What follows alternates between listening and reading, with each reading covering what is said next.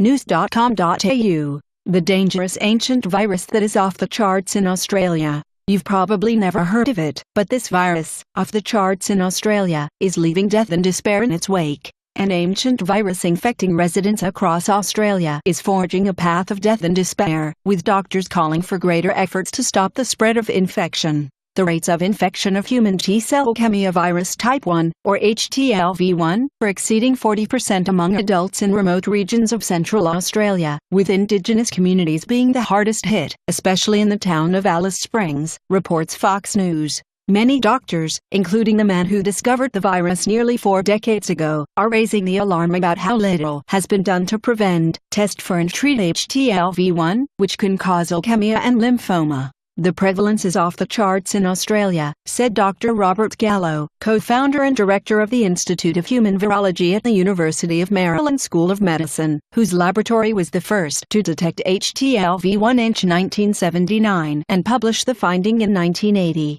Yet nobody that I know of in the world has done anything about trying to treat this disease before, said Dr. Gallo, who is also co-founder and scientific director of the Global Virus Network and chairs the network's HTLV1 task force. There's little to almost no vaccine efforts, outside of some Japanese research, he said.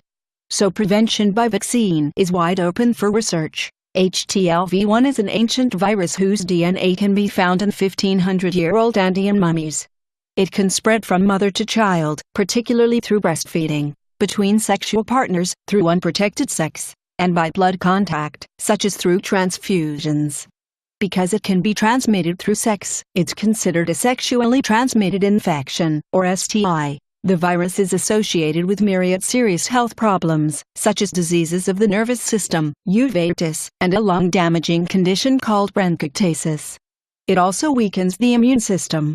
HTLV1 is sometimes called a cousin of the human immunodeficiency virus, HIV. Extraordinary prevalence in remote Australia. The focus has come about now because of the high prevalence among Indigenous Australians. It is probably the highest ever reported prevalence in any population. Dr. Graham Taylor, a clinician and professor at Imperial College London who runs the United Kingdom's HTLV clinical service based at St Mary's Hospital, said. But if we look globally, we know about HTLV1 in a number of countries, he said. HTLV1 is present throughout the world, but there are certain areas where it is highly endemic, such as the rare isolated cluster in Central Australia. The main highly endemic areas are the southwestern part of Japan, some parts of the Caribbean, areas in South America including parts of Brazil, Peru, Colombia and French Guiana, some areas of intertropical Africa, such as South Gabon, some areas in the Middle East, such as the Mashhad region in Iran,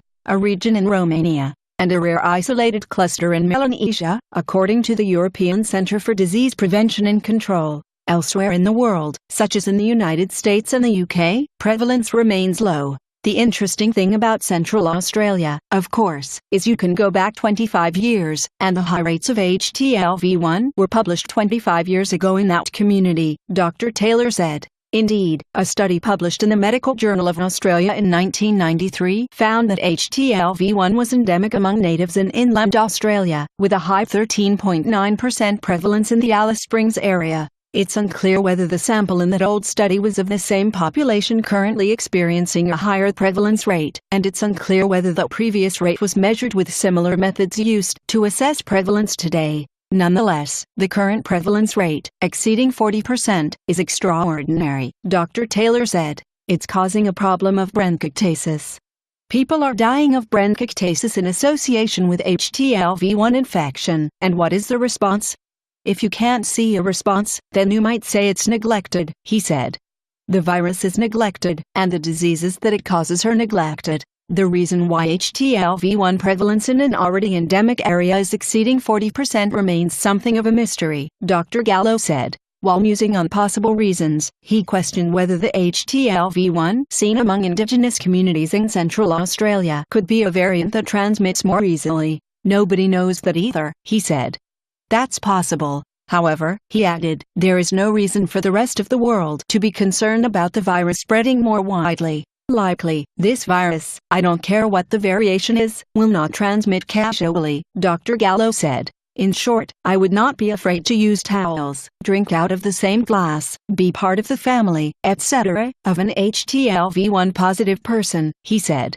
But he added that the virus certainly can transmit through breastfeeding, blood contact and sex. We have to make up for what we didn't do before. On the other hand, why the HTLV-1 virus has been neglected in certain regions, especially Australia's indigenous communities, appears to be not as mysterious. Many regions around the world impacted by HTLV-1 are poorer communities, often overlooked by the medical establishment and don't have as many healthcare resources, Dr. Gallo said. Around the world, there appear to be not many efforts to screen for HTLV-1, Dr. Taylor said.